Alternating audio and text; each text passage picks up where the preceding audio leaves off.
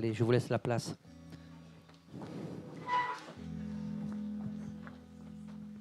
Merci beaucoup. Ok.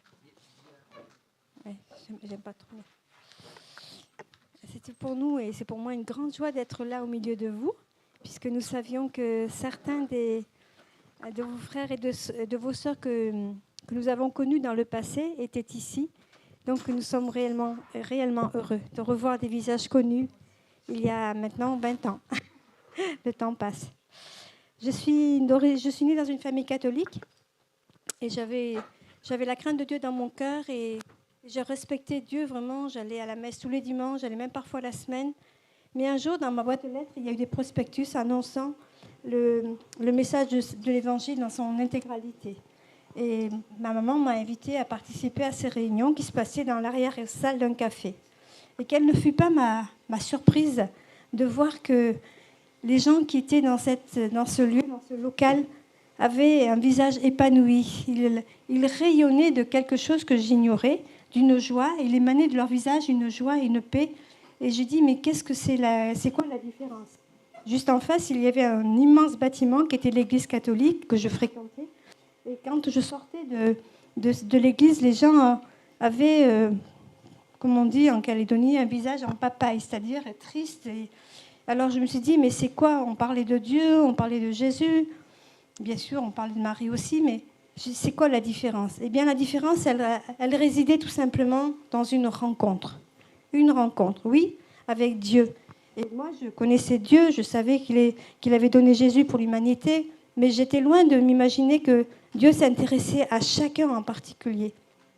Et ce fut pour moi une véritable révélation de savoir que Dieu s'intéressait à ma vie, que Jésus avait donné sa vie pour moi, pour mes péchés, pour me pardonner. Et vraiment, c'est comme si, comment on dit ça? Comme si quelque chose était sorti de mon regard.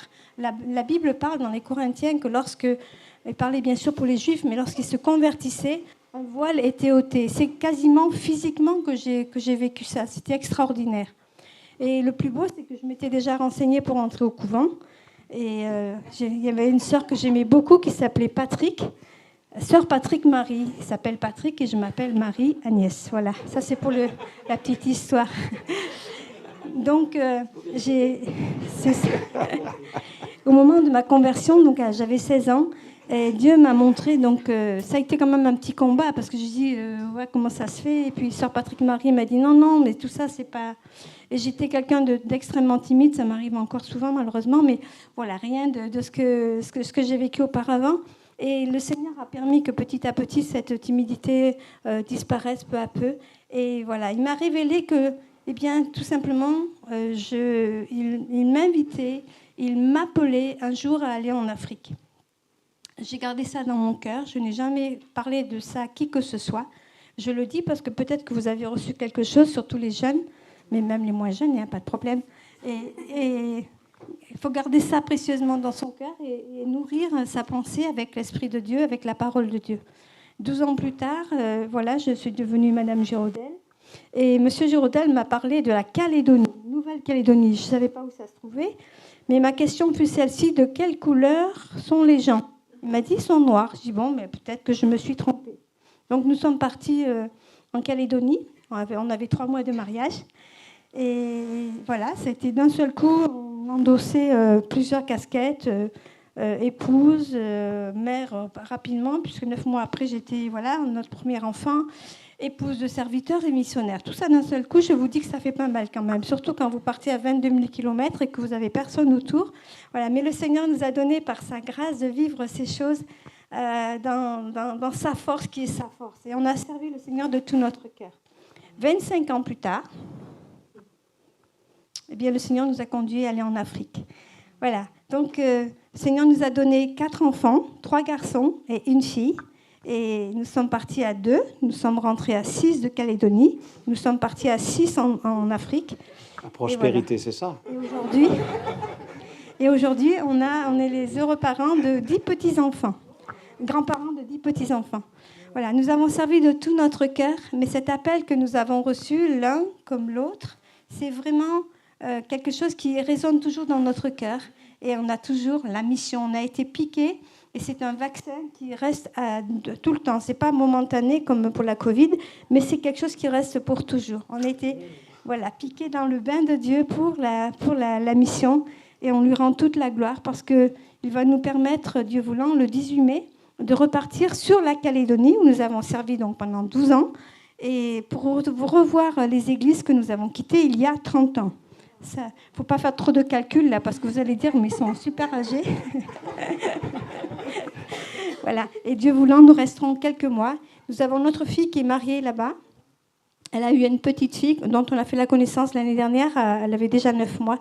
Mais là, nous y allons dans 2 buts, bien sûr, voir notre fille, mais aussi pour revoir les églises et œuvrer encore, donner une main d'association.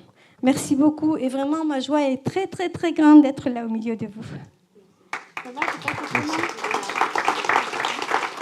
voilà.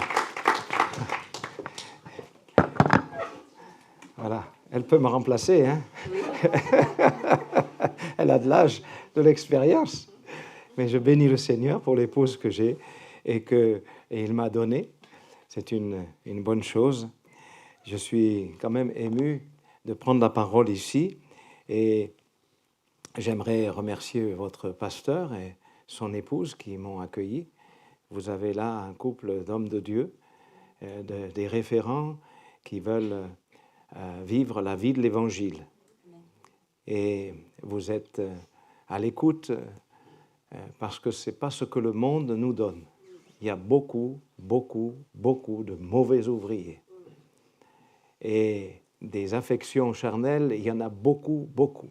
Mais l'affection dans la foi, c'est celle qui va être la référence pour Jésus. Lorsqu'il viendra, trouvera-t-il la foi sur la terre? Mais la foi, il faut la définir. C'est la foi qui nous attache à Jésus. C'est la foi qui nous attache à la parole de Dieu. C'est la foi qui nous attache les uns et les autres dans un corps, dans un même corps. On ne peut pas être partout à la fois, donc forcément, il faut être dans un lieu et le respecter comme la maison de Dieu. Et ça, c'est la vie de l'esprit qui nous permet de vivre cela. Chaque fois que je rencontre quelqu'un, je lui dis, où est-ce que tu vas dans la communion fraternelle? Où vas-tu te nourrir? Vers qui tu vas aller pour servir? C'est notre vocation, c'est que nous sommes sauvés pour servir. Et c'est une joie également de rencontrer des croyants qui sont là. Et est-ce que vous avez de la joie de nous voir? Vous qui nous connaissez en tout cas. Voilà. Alors, ça, Madame Courbian, là, c'est vrai, et c'est réciproque, mais aussi d'élargir avec ceux que nous ne connaissons pas, surtout une nouvelle génération. Alors c'est ce que nous allons faire de la part de Dieu, retourner en Nouvelle-Calédonie 30 ans après, où nous avons établi des églises, nous avons formé des ouvriers, j'ai eu des stagiaires, maintenant ils sont à la retraite. Mais allons voir les frères, les églises, pour savoir comment ils vont. C'est ce que Paul a prononcé lorsqu'il est retourné en mission. La mission fait partie de l'ADN. C'est une mission qui nous a été donnée par Jésus pour aller par tout le monde. Et ça, c'est précieux. C'est précieux. Alors, c'est pour cela que nous avons le devoir, partez. Voici, je vous envoie. Les générations changent, mais le Seigneur ne change pas, et non plus sa parole. Nous sommes toujours dans le mandat. Dans le mandat, allez par tout le monde, faites de toutes les nations des disciples. Parfois, on reste plus longtemps dans un lieu, parfois, c'est courtement. Et il y a 30 ans, nous sommes revenus en France pour nous orienter en Afrique.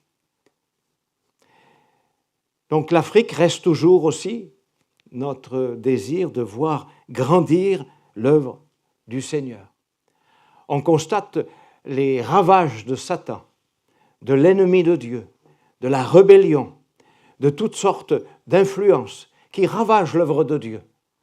Mais nous faisons partie des ouvriers de Dieu qui travaillons avec le Seigneur. Celui qui est en nous est plus grand que celui qui est dans le monde. Il nous a appelés à construire, à édifier, à proclamer cette bonne nouvelle.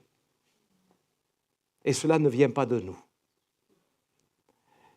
Suite, lorsque ça fait une dizaine d'années, 11 ans que nous sommes rentrés en France, et nous avons pris en charge une assemblée à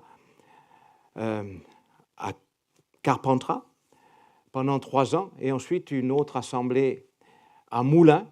Alors le Moulin, il a tourné. On est resté 4 ans. Et puis après, on a déménagé sur Ambarès, où nous avons rejoint notre fils. Et là, le Covid est arrivé, ça a perturbé un peu toutes nos initiatives pour la mission. Mais nous avons pu quand même faire des courtes missions sur l'Afrique, 2 fois au Niger, 1 fois au Togo, 1 fois au Congo, à Pointe-Noire. Et nous avons constaté que l'œuvre de Dieu continue. Et nous avions projeté d'aller en Nouvelle-Calédonie, mais cette crise sanitaire nous a perturbés. Mais Dieu ne renonce pas. Et nous partons dans une dizaine de jours. Alors, gloire à Dieu. Gloire à Dieu. Voilà, c'est le programme. Et nous allons rester 5 mois. Il faut du temps pour rencontrer les Mélanésiens. C'est des gens qui parlent. C'est des hommes de la parole. Tant que tu n'es pas en face d'eux, ils n'ont pas de programme pour toi. Alors, nous allons revoir notre fille également. Mais ce qui réjouit nos cœurs, c'est que nos 4 enfants, eh bien, suivent le Seigneur. Mais ils sont éparpillés un peu. Et Dieu nous envoie. Ce n'est pas un éparpillement négatif. Dieu nous envoie. Et là où vous êtes, servez le Seigneur et servez-le avec joie. Je vais arriver maintenant au message. Il y a eu un passage sur Facebook, là. Merci, Benjamin. Oh, c'est extra. Si je pouvais entrer dans le ciel comme ça, c'est bien. Mais ça, c'est de la publicité. Mais c'est du vrai. On ne veut pas cacher. On a un message à proclamer et le Seigneur a préparé mon cœur pour parler de la promesse du Père. Vous avez déjà reçu une promesse pendant votre enfance? Une promesse. C'est quelque chose qu'on vous dit. Alors vous saisissez, hey, il m'a dit ça, je vais l'avoir. Une promesse, c'est un don. Il y a quelque chose qui est en notre faveur. Et si Dieu lui-même fait une promesse, alors ne vivons pas toute notre vie chrétienne avec la pauvreté. Parce que cette promesse, c'est une richesse de vie. C'est une richesse de vie. J'étais pauvre, mais il m'a enrichi. La croix nous a enrichis d'une communion avec Dieu. Mais la promesse du Père nous enrichit pour un service meilleur. Un service puissant, un service où Dieu agit au travers de nos vies. On va pouvoir lire quelques versets. Tout d'abord dans le livre des Actes, au chapitre 1er, où Jésus prendra la parole avec ses disciples après la résurrection.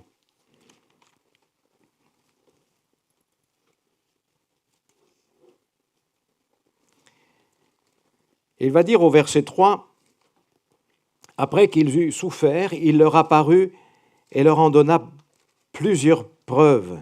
Il leur apparut vivant, se montrant à eux pendant 40 jours et parlant des choses qui concernent le royaume de Dieu. » Alors on ne sait pas ce qu'il a dit dans tout cela. Mais le verset suivant va relever une expérience très forte.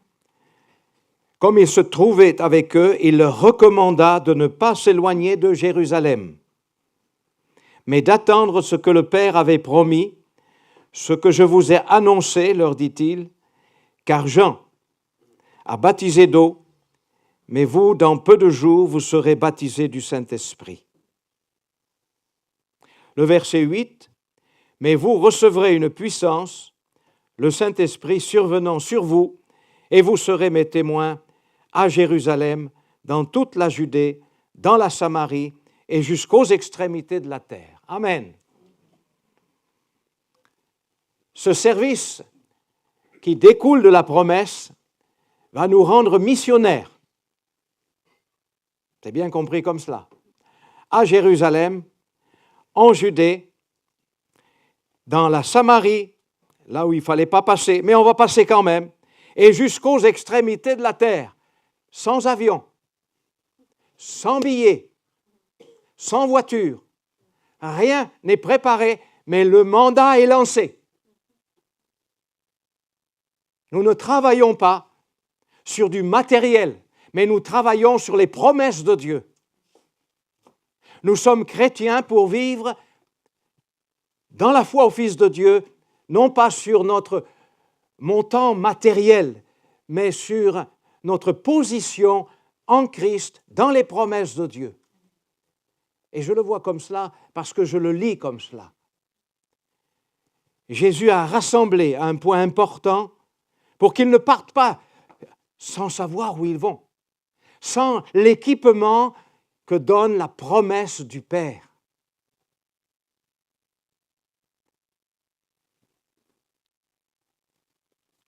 Jésus a dit « Attendre ce que le Père avait promis, ce que je vous ai annoncé, leur dit-il. Car Jean a baptisé d'eau, mais vous, dans peu de jours, vous serez baptisés du Saint-Esprit. » L'évangile de Dieu est arrivé par Jésus-Christ. Mais cet évangile a subi une brèche parce que Christ a été mis à mort. Il a été crucifié, il a été mis au nombre des malfaiteurs et aux yeux de la population, c'était un échec. Tous ceux qui l'avaient suivi, ils avaient goûté les bontés, les guérisons, les délivrances, les paroles réconfortantes. Mais il n'est plus là. On peut garder une religion pendant longtemps. Mais s'il n'est plus là, c'est vide. Ils ont même entendu les Juifs se réjouir. Enfin, débarrassons-nous de lui, c'est fini. Maintenant, priorité à la religion. Les disciples étaient confus. Ils se réunirent un petit peu, mais ils fermèrent les portes pour pas qu'on les voie. Ils ont entendu les femmes qui ont raconté que le tombeau était vide, mais ils ne les ont pas crus. Et quand Jésus les a rencontrés, il leur reprocha leur incrédulité. Est-ce que c'est vrai ça? Il leur reprocha. On est tellement ouvert à l'incrédulité parce qu'on veut voir pour croire. C'est le défaut de notre chair. C'est l'inclinaison aussi pour ne pas bouger. Enfin, moi, je n'ai pas vu, alors je n'ai pas les finances, alors je ne bouge pas. On ne m'a pas posé la question, alors je ne dis rien. On est dans un système charnel. Mais Dieu a une promesse pour nous faire entrer dans un processus spirituel. Ouvre ta bouche et je la remplirai. Le Seigneur, c'est l'Esprit. Et là où est l'Esprit de Dieu, là est la liberté de parler de lui. Nous sommes donc dans la période de Pentecôte qui démarre lorsque Jésus est mort à la croix. 3 jours après, il est ressuscité. Et il y a tout un temps là de 50 jours. C'est les jours des semaines. 7 fois 7, 49. C'est le jour où on célèbre les prémices de la moisson. Et le jour de la Pentecôte, c'est l'ouverture de la moisson de Dieu. Christ étant le premier fruit, les prémices des ressuscités, les prémices de ceux qui sont délivrés de la corruption, de la mort et du péché. Et il va ouvrir pour nous tous une dimension de moisson. Et pour que cette moisson s'accomplisse, il y a une promesse. Vous recevrez une puissance, le Saint-Esprit survenant sur vous, et vous serez mes témoins à Jérusalem, sur toute la surface de la terre. C'est important de voir cela parce qu'aujourd'hui, nous sommes dans un temps de Pentecôte qui a commencé, acte 2, et qui se poursuit. Qui se poursuit jusqu'à quand? Jusqu'au jour où Christ reviendra. C'est là que nous nous plaçons, dans l'histoire. C'est l'histoire du pentecôtisme. C'est l'histoire de l'Esprit de Dieu qui se répand sur toute chair. C'est de cette manière-là que l'apôtre Pierre va prendre la parole. Alors nous savons que ce n'est pas simplement une déclaration, mais c'est une expérience. Nous savons que Dieu a réservé quelque chose pour la fin des temps, comme il l'a réservé au début de l'ère chrétienne. Il y a plusieurs choses qu'il faut dire quand même sur cette promesse. C'est répandre le Saint-Esprit comme un don universel. Ce n'est pas le don du salut, c'est le don du service ou du pouvoir à servir, le pouvoir à franchir des barrières, le pouvoir à aller et rendre témoignage. C'est ce que notre vie devient, un instrument, toujours un vase de terre, mais à l'intérieur il y a un précieux trésor, afin que cette gloire ne soit pas attribuée à un homme, mais à Dieu seul. La faiblesse est notre partage, mais en son nom, nous avons une force surnaturelle. C'est un don universel. Et lorsque Pierre va prendre la parole ce jour de Pentecôte, il va établir plusieurs choses. D'abord, ce n'est pas nouveau, c'est écrit. La prophétie de Joël. Dans les derniers jours, dit Dieu, je répandrai de mon esprit sur toute chair. Le verset 17. Et c'est la prédication que Pierre va prononcer ce jour-là qui m'intéresse. Et j'aimerais le regarder avec vous. Dans cette prédication, il y a une inspiration divine parce qu'elle est écrite. Ce n'est pas du copier-coller de ce que les hommes inventent dans leurs discours, mais une démonstration d'esprit où il va établir sur les Écritures la promesse du Père. Donc ce n'est pas à la Pentecôte que Dieu a dit « je vais leur faire une promesse ». Elle existe depuis longtemps. Dès avant la fondation du monde, Christ a été préparé. Mais on l'a vu venir à un certain moment.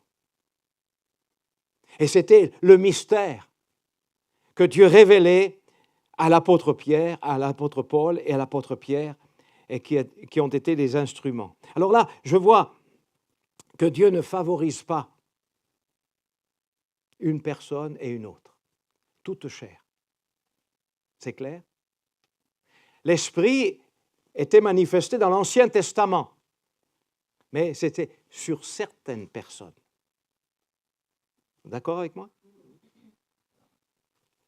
Notamment les rois, les prophètes, et ceux qui avaient une mission. Mais dans le Nouveau Testament, c'est sur toute chair. Alors il faut comprendre que toute chair, c'est le peuple de Dieu. Parce que l'Esprit n'habite pas chez un étranger. L'enseignement de Jésus est clair, il ne peut pas entrer. Il peut imposer simplement une conviction. Mais Jésus, il a dit, je vous enverrai le Consolateur que le monde ne connaît pas. Et il y a une différence entre le monde, ils ne le connaissent pas. Mais le peuple de Dieu, en Christ, vous pouvez avoir cette promesse. Donc toute chair parmi le peuple de Dieu sera au bénéfice de cette promesse du Père. D'après la prédication que Pierre va manifester, c'est jeunes et vieux. Oh, jeunes et vieux. Amen. C'est pas trop tard, les vieux, là. Et c'est maintenant pour les jeunes, hein. Pas attendre non plus que j'ai la barbe, comme ça, là, pour faire voir que je suis sage. Non, non, non. On est ce que l'on est par la grâce de Dieu. Je ne veux pas choquer personne, hein. Mais c'est pour que chacun se sente impliqué dans cette promesse. Vous savez, quand j'ai reçu le baptême du Saint-Esprit, j'étais encore même pas baptisé d'eau. Alors, vous voyez, ça a été pour moi un questionnement, mais j'étais dans une église, j'étais en Nouvelle-Calédonie, il y avait un temps de prière, je me suis approché du Seigneur, et puis je ne sais plus ce que j'ai vécu. Et le pasteur, il m'a dit, mais vous avez été baptisé du Saint-Esprit. Et comment vous le savez, je lui ai dit. Il m'a dit, mais vous avez parlé en langue. Ouh, qu'est-ce que j'ai fait là? Et je suis allé chercher des explications dans la Bible. Je lui ai dit, mais alors, pouvez-vous m'expliquer dans la Bible, me dire le passage où ça existe? J'étais friand de vivre quelque chose qui était écrit. Et c'est comme cela que j'ai continué. J'ai continué parce que la promesse du Père s'entretient. Ça, on ne peut pas dire, ça y est, c'est scellé, on n'a plus à s'en occuper, tout va aller très bien. Non. Nous voyons qu'il y a un rythme de Dieu. Cette promesse marche avec le rythme et la communion avec Dieu. On peut s'arrêter, on peut se dessécher, on peut douter, on peut avoir toutes sortes d'attitudes. Mais Dieu dit, crois à la promesse. Attache-toi à la promesse. Attends-la si elle tarde. Donc, jeunes et vieux. Et il offre cette promesse également sur les serviteurs et les servantes, les classes sociales. Dieu ne regarde pas la classe sociale. Ce n'est pas des érudits qui reçoivent ça. Des gens tout simples qui sont au milieu du peuple de Dieu. On n'a pas besoin d'avoir une classe sociale pour recevoir la promesse du Père. Elle est là.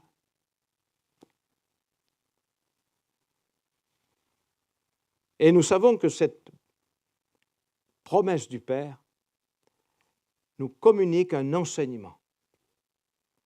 Alors Pierre, il va ouvrir dans sa prédication au verset 22, au verset 36, il va offrir dans cette prédication les certitudes qu'enseigne le Saint-Esprit. Vous savez comment Pierre était avant la Pentecôte? C'est celui qui a trahi Jésus. Il l'a renié plutôt. Une femme lui a dit, mais toi tu étais des hommes. Non, non, non, non, non, non. Il a tourné le dos. La peur des hommes, la peur de la critique, la crainte des souffrances. Et puis un recul carrément. Pendant 3 ans, il était avec Jésus et là, il recule. Mais depuis la Pentecôte, il est le premier à se lever. Et il garantit maintenant les choses qui étaient négatives avant, elles sont positives. Alors, il y a 4 promesses qui ressortent du passage. Des promesses qui nous donnent des certitudes au verset 36, que toute la maison d'Israël sache donc avec certitude que Dieu a fait Seigneur et Christ, ce Jésus que vous avez crucifié. Souligne certitude. Ce n'est plus un homme incertain, mais c'est un homme plein de conviction. Ce n'est plus un homme troublé par ses émotions et ses craintes, c'est un homme plein de foi, même d'audace. Et cette prédication s'adresse à des Juifs dont les responsables ont mené Jésus à la crucifixion sous les ordres des Romains. Alors, c'était la totale. Eh bien, Pierre, par l'action du Saint-Esprit et les certitudes, il va faire une brèche. Et il va ouvrir une action du Saint-Esprit et qui va gagner 3000 âmes. Ça, c'est un miracle de Dieu. Ça, c'est la puissance du Saint-Esprit. Et c'est ce que nous avons besoin aujourd'hui pour cette génération qui est bloquée, qui est enracinée dans le culte de la personnalité, qui est enracinée dans des idolâtries et qui est enfermée dans de l'immoralité qui devient la norme. Nous avons des certitudes et nous voulons les proclamer, frères et sœurs. Si je ne vis pas pour ça, alors pour qui je vis? Pourquoi je vis? Mes jours servent à quoi? Nos projets vont aller où? Je relis en ce moment l'Ecclésiaste. Vanité des vanités, tout est vanité. Je ne sais plus quoi faire.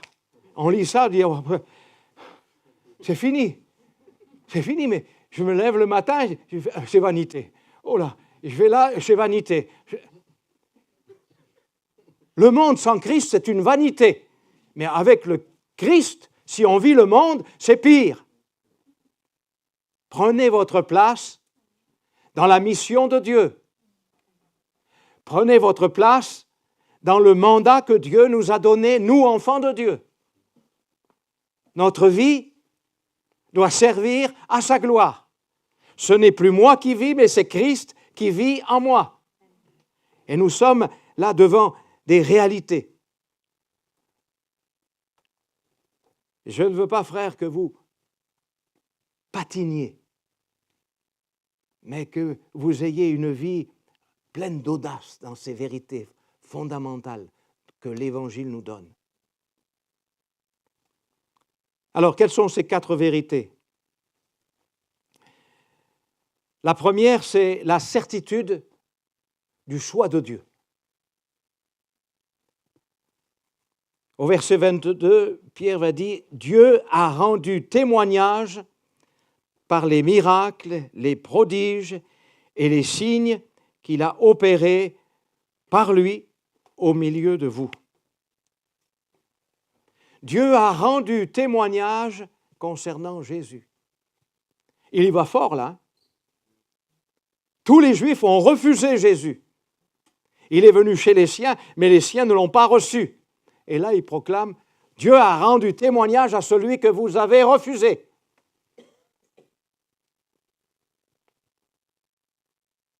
Dieu a pris cette pierre et il l'a fait la pierre angulaire. Si je donne un exemple, lorsque l'évangile de Jean a été écrit, il a été écrit beaucoup après Matthieu, Marc, Luc. Et Jean a relevé l'identité de Jésus, qui est une identité divine. Et il a mis en place dans l'évangile de Jean 7 miracles, plus un après la résurrection. C'est pour cela que vous voyez le premier miracle, c'est quoi? L'eau changée en vin. Et ensuite un deuxième miracle, etc. Parce qu'il a planifié de rendre public ce qui diminuait à l'époque, l'identité de la divinité de Christ, chef de l'Église. Et il terminera cet évangile de Jean en disant au chapitre 20, verset 30, Jésus a fait encore en présence de ses disciples beaucoup d'autres miracles qui ne sont pas décrits dans ce livre, mais ces choses ont été écrites afin que vous croyiez que Jésus est le Christ, le Fils de Dieu, et qu'en croyant, vous ayez la vie en son nom. La première certitude que Pierre annonce, c'est que Dieu a rendu témoignage que Jésus est le Fils de Dieu. Et ça, si l'Esprit ne vient pas nous animer, on va le perdre. On va le perdre. Les courants sont inverses. Mais nous proclamons que Jésus-Christ est venu en chair, mais il est le Fils de Dieu. Et c'est une certitude qui doit être annoncée aujourd'hui à tous ceux qui entendent parler de Jésus. La deuxième certitude, c'est le dessein de Dieu. Au verset 23, il va dire « Cet homme livré selon le dessein arrêté et selon la prescience de Dieu, vous l'avez crucifié. Vous l'avez fait mourir par la main des impies. » Pierre relève le dessein de Dieu. On peut voir derrière la crucifixion un échec. On peut voir, comme les religieux le voient, on n'a pas besoin de lui, ou on peut le voir à la manière d'aujourd'hui. Je sais que Christ est mort pour nos péchés, mais je fais ma vie comme je veux. Il n'y a pas de place. Le dessein de Dieu, il est bienveillant et il passe par Jésus-Christ. Le jour de notre conversion, il arrive et il passe par la croix. La croix était un scandale, mais c'est devenu un sujet de salut. Le dessein de Dieu est derrière la croix. Et il a été planifié par Dieu. Comment? Puisque c'est les Romains qui l'ont crucifié, puisque c'est les Juifs qui l'ont refusé. Mais Dieu a planifié toutes choses pour accomplir son dessein de Dieu. En mourant sur la croix, Christ est devenu l'agneau de Dieu pour ôter nos péchés. Un dessein de Dieu qui subsiste encore. Je n'ai pas besoin des œuvres pour être justifié devant Dieu. Je suis justifié par la foi dans le sacrifice de Jésus. Frères et sœurs, est-ce que c'est compliqué? Une certitude, c'est quelque chose qu'on a. Et si vous avez le Christ, alors ayez cette certitude que vos péchés sont pardonnés. C'est le dessein bienveillant de Dieu. Et c'est un sujet de louange, de joie. Parce que ce qui aurait pu mal tourner, ça c'est l'esprit le diable lui-même, le monde, il est dans ces choses-là. Ça aurait pu mal tourner. Et on fait croire que il n'est pas ressuscité. On fait croire que quelqu'un l'a volé. On fait croire que ces choses sont passagères. On fait croire que ça c'était pour l'ancien monde, là, de génération autrefois. Mais aujourd'hui, on a la technologie, on a des talents, on a plein de choses à faire valoir. Ça, ce n'est pas l'Évangile. Ce que tu es un pauvre pécheur. Et sans Christ, tu es vide, étranger et mort. Ce n'est pas la religion qui sauve, ce n'est pas notre place, un membre d'église qui sauve, mais c'est Jésus. Dans son sacrifice, il a comblé le besoin de la justification. Ainsi, nous sommes justifiés par le moyen de la foi.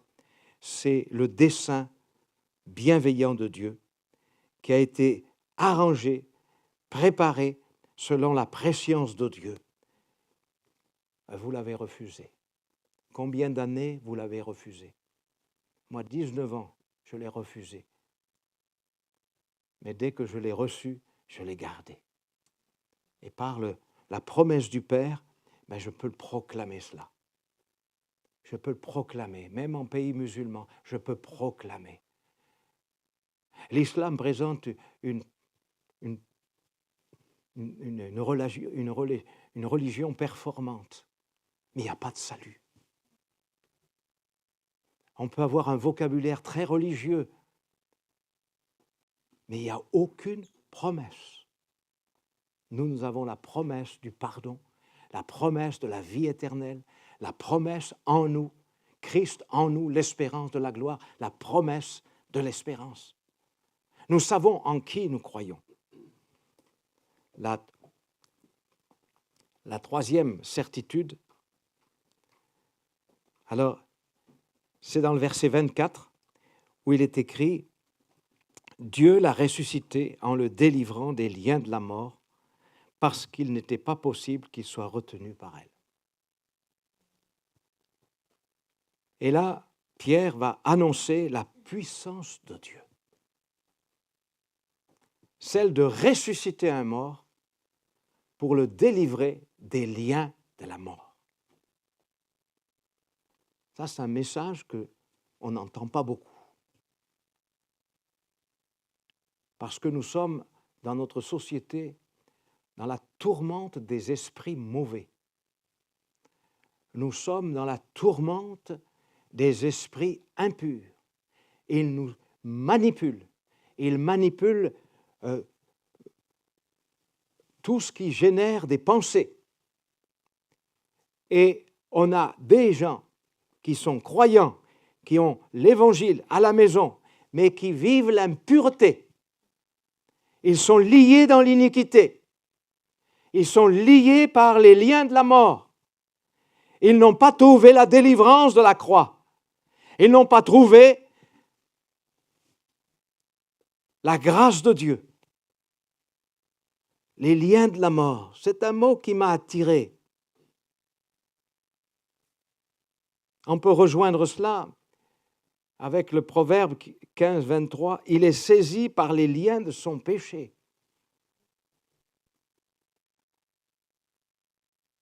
Ecclésiaste nous parle de la femme dont les mains sont des liens. La corruption morale par l'immoralité, on se rend coupable dans notre foyer. Et combien les foyers sont attaqués par ces liens-là. Nous sommes en danger. Seuls en Christ, nous avons une promesse pour rester attachés à lui et proclamer les certitudes que maintenant, je suis délivré des liens de la mort. Et le dernier ennemi, c'est la mort, parce que ça vient du diable.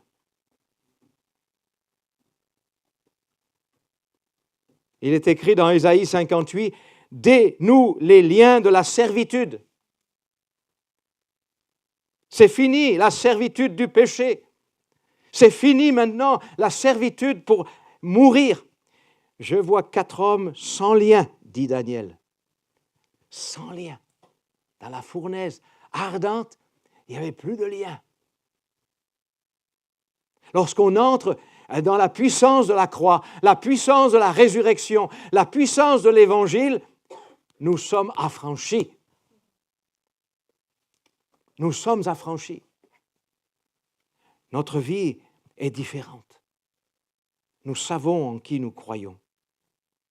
Et ne serait-ce que dans le livre des Actes au chapitre 8, ce magicien qui avait mélangé tout cela,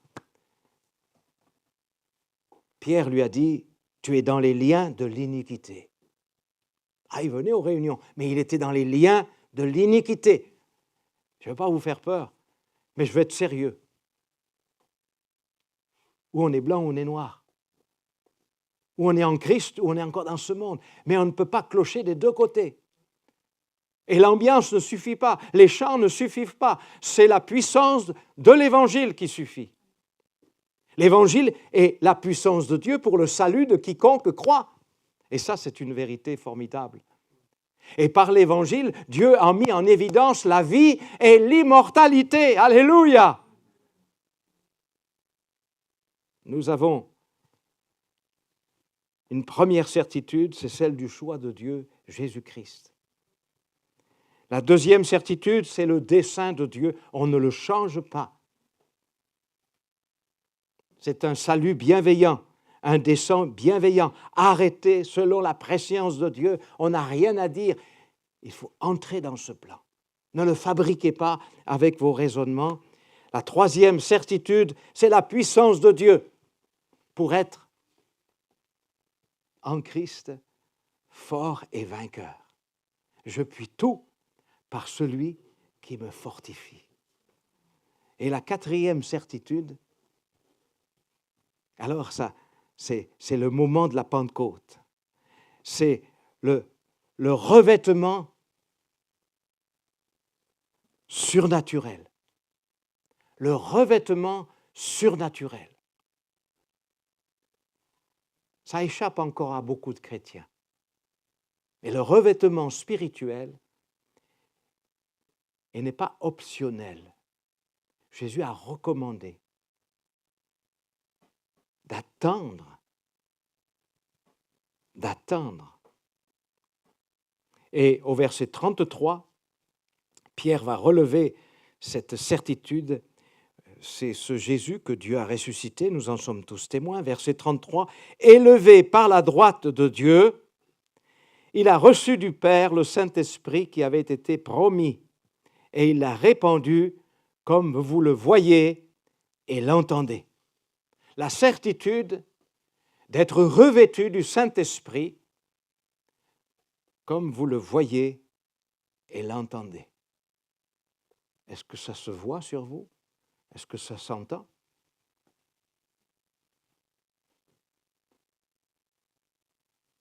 C'est le scan de Dieu qui passe. Les certitudes, c'est que Jésus est le seul qui baptise du Saint-Esprit. Il a reçu du Père la promesse du Père. Et il l'a répandue. C'est ce que vous entendez. C'est ce que vous croyez. Ce n'est pas un échec, mais s'accomplit ce que Dieu a dit. Jésus-Christ baptise du Saint-Esprit aujourd'hui. Et aujourd'hui, je vais vous laisser ce message en vous disant que on peut vivre sa vie quotidienne au train-train de tous les jours, mais on peut vivre aussi par l'Esprit, avec un équipement surnaturel. Est-ce que vous êtes prêts à vivre cela? Cette vie du baptême du Saint-Esprit nous donne un message pour notre génération, mais une conduite, une marche de consécration qui va avec. Est-ce que l'on peut prier? Si vous avez soif, c'est le moment. Si vous avez faim, alors c'est le moment. Mais c'est dans la recherche.